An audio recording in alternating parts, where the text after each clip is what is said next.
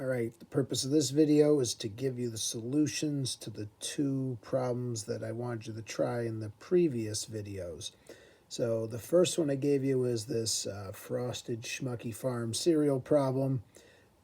Basically, the idea was that on average the boxes had 16.4 ounces in them. They were labeled as 16 ounces, that way they weren't lying, or they'd be very unlikely to be lying. And the standard deviation of the boxes was 0.2. So two questions were asked.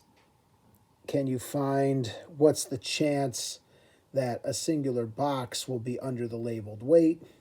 And if you had a case of 40 of them, what's the chance the group of 40 would be under the advertised weight? So as an average. So the solution, similar to the other problem I did. The individual case would be something we would have done earlier in the course. Basically, we know the average 16.4.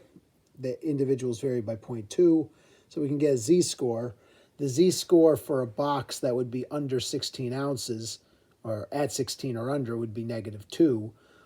So we can find the probability that we get that or something rare by using normal CDF, by going from -999 to -2. And basically, you get 0.0227 with some more decimals on it. So I rounded. It's approximately 2.3% chance. So this company can be pretty assured that most of its boxes will not come out that low. There's only a 2.3% chance that box is going to come out that way. And if you made lots of boxes, only 2.3% of them would have this problem.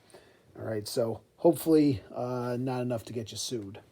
Now, the case of all 40 of them, so you have this case of 40, what is the chance that the case of 40 of them doesn't have the proper average? And that's essentially impossible, because making the sampling distribution for the average of a case of 40, the mean's going to be the same. So make sure you're okay with this notation here. The mean of the sample averages is going to be the mean overall. So if you took samples of 40 over and over and over again, they should have an average of 16.4, just like the individual boxes do. It's the spread that's a lot less. So the standard deviation of those groups of 40 is the standard deviation of one of them over the square root of 40. So groups of 40 are only going to vary by 0.0316 of an ounce, which is not very much. So now if you want to see what's the chance the average of the 40 of them came out as 16, well, the z-score for that is -12.65. Now, there is some astronomical chance, but I didn't even bother putting the calculator. Basically, it's got tons and tons and tons of zeros on it. It's essentially impossible. So this isn't going to happen. They're not going to have to worry about an entire pallet of 40 boxes not having the average weight as advertised. So an individual box isn't going to have it happen that often. An individual box will only screw up 2.3% of the time.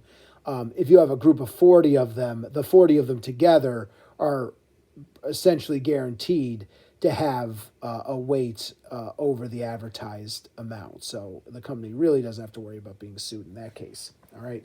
So that's the difference between doing an individual one and doing 40 of them and having the distribution of one of them and then the distribution of a group of 40 of them. So basically how, if you took samples of 40 and 40 over and over and over again, how they would come out. This result, a result under 16, would essentially never happen in that case. And back to our bad sexual stereotypes. So we had answered this question about women. We didn't seem to think the women were lying. We wanted to know now if the men were lying. So the men, on average in the U.S. population, should have a height of 5 feet 9.1 inches, and an individual has the standard deviation of 2.9 inches. Now, a group of 100 men report their heights, and so long as they're a random group of men, you would expect that this group of 100 men would have an average that was close to the average in the country. Now, it doesn't have to be dead on, it'll vary, but remember, the farther you get, the less likely it is to happen. So 510.2 inches is their average, and it seems to be on the high side. So our question is it natural variation? Is it possible that it just happens to be an unusually a tall group of men? I should say unusually tall, but it's just, taller on average. Or is this average so ridiculously high that we don't seem to believe that these guys are telling the truth?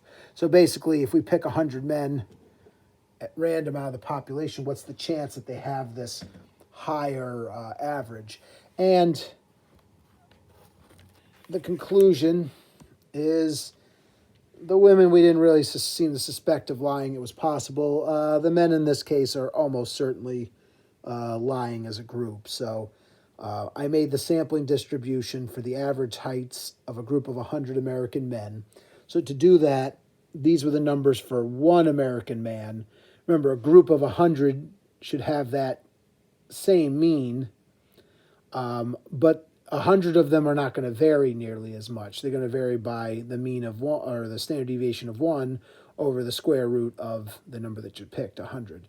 So the standard deviation should be only 0.29. So basically, we expect our samples come out around 69.1 inches. Now, I should mention they were in feet and inches. It's easier just to convert them to inches. So I convert everything, 5 feet is 60 inches. So I convert everything to inches to make it easier.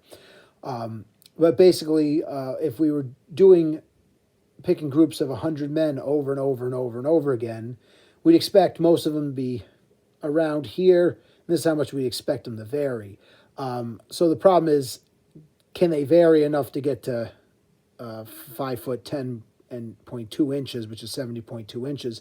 Well, the likelihood that they do that is it's 3.793 standard deviations away. That's pretty unusual. That's very, very rare.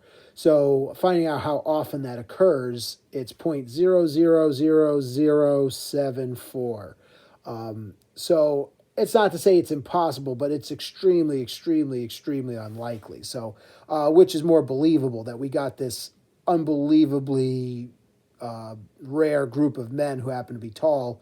It's probably more likely the men are lying, that that if they're coming from this population, you wouldn't get heights this tall. So it's likely that they're exaggerating. So we seem, once again, we're not 100% positive, but we seem to have pretty strong evidence that as a group, the men seem to be lying about their height, because their height's coming out unusually tall for the group they're being picked from. All right, so good job, women, not lying about your weight, but men, tisk tisk, you've lied about your height. It's bad. Don't do it. Let's just be truthful here. All right. So hopefully these two examples show you how we can use the sampling distribution for means to answer certain questions. Our goal from here is to start doing inference with these. So the same way we made confidence intervals and did tests on proportions, we can make confidence intervals for means, and we can do tests of means.